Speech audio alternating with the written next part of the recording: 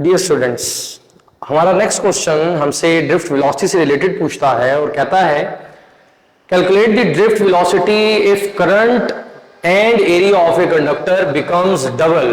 कि अगर हम किसी करंट को जो किसी कंडक्टर से पास कर रहा है उसको अगर हम डबल कर देते हैं और उसके साथ कंडक्टर का एरिया भी डबल कर देते हैं तो बताएं कि जो फ्री इलेक्ट्रॉन्स चल रहे हैं उनकी ड्रिफ्ट वेलोसिटी पे क्या फर्क आएगा, ड्रिफ्ट वेलोसिटी कितनी होगी।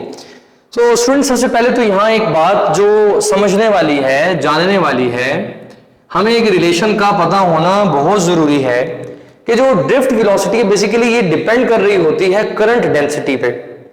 अगर करंट डेंसिटी वेरी करेगी, करंट डेंसिटी चेंज होगी तो डेफिनेटली हमारे पास जो ड्रिफ्ट वेलोसिटी ये भी चेंज होगी। तो यहां एक रिलेशन है हमारे पास कि जो v ड्रिफ्ट होती है is directly proportional to the current density j। यहां पर हम मेंशन करते हैं ये जो j लिखा है मैंने, इस j का मतलब होता है करंट डेंसिटी। और करंट डेंसिटी क्या होती है स्टूडेंट्स, अगर मैं इसको डिफाइन करूं तो करंट डेंसिटी का मतलब होता है rate of flow of current per unit area.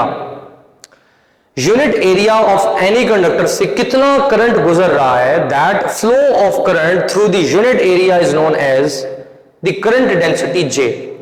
अब ज्यादा करंट गुजरेगा ज्यादा एरिया से तो ज्यादा वेलोसिटी होगी, ड्रिफ्ट वेलोसिटी बढ़ जाएगी। और अगर हम पर यूनिट एरिया करंट को कम कर देते हैं तो ड्रिफ्ट वेलोसिटी कम हो जाएगी। तो यहां अगर हम रिलेशन में ये बात कंसीडर कर लें, लेट करते हैं कि इनिशियल वेलोसिटी जो हमारे पास ड्रिफ्ट वेलोसिटी थी, सपोज करें कि वो v थी। बाय यूजिंग अबव रिलेशन अगर हम तमाम वैल्यूज को पुट कर दें जो हमें ऊपर गिवन कंडीशन में दी गई हैं तो देखते हैं कि वेलोसिटी कितनी बढ़ जाएगी। सो स्टूडेंट्स, हम यहां देख लेते हैं, अगर मैं J को ऑब्जर्व कर लूं, J करंट डेंसिटी, करंट को हमने कर दिया डबल टू I, हमने एरिया ऑफ कंडक्टर को भी कर दिया डबल टू A।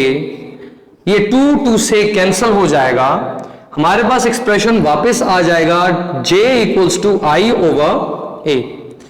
हमने ये देखा कि J जो इस कंडीशन में हमें दिखाई दे रहा है J इज कांस्टेंट, यानी जो करंट डेंसिटी है स्टूडेंट्स इस पे कोई फर्क नहीं आ रहा। तो मुझे एक बात बताइएगा, ड्रिफ्ट वेलोसिटी जिस फैक्टर पे डिपेंड कर रही है अगर वही कांस्टेंट हो जाए, उसी में चेंज अगर ना रहे, तो क्या दूसरा फैक्टर जो उस पर डिपेंड कर रहा है उसमें चेंज आएगा? तो डेफिनेटली आपका जवाब होगा नहीं। यानी अगर J कांस्टेंट है तो इसका मतलब ये हुआ कि जो ड्रिफ्ट वेलोसिटी है वो भी कांस्टेंट होगी, इस ड्रिफ्ट वेलोसिटी में कोई चेंज नहीं आया होगा। जैसा कि हमने शुरू में कंसीडर किया कि ड्रिफ्ट वेलोसिटी हमने v कंसीडर की है, तो मैं लिख सकता हूं कि जब मैंने करंट और एरिया दोनों इंक्रीज कर दिए, इंक्रीज टू डबल किए हैं, तो डबल की वजह से करंट डेंसिटी कांस्टेंट रही, तो ड्रिफ्ट वेलोसिटी में भी कोई चेंज नहीं आया। So we can write as v initial equals to v final equals to v। हमारे इधर इस केस के अंदर जो फ्री इलेक्ट्रॉन्स ड्रिफ्ट किए जा रहे हैं under the action of field और due to the applied potential, उसमें ड्रिफ्ट वेलोसिटी में कोई चेंज नहीं आएगा। अगर हम स्टूडेंट्स क्या कर दें, करंट और जो कंडक्टर का एरिया है इन दोनों को अगर हम डबल कर दें।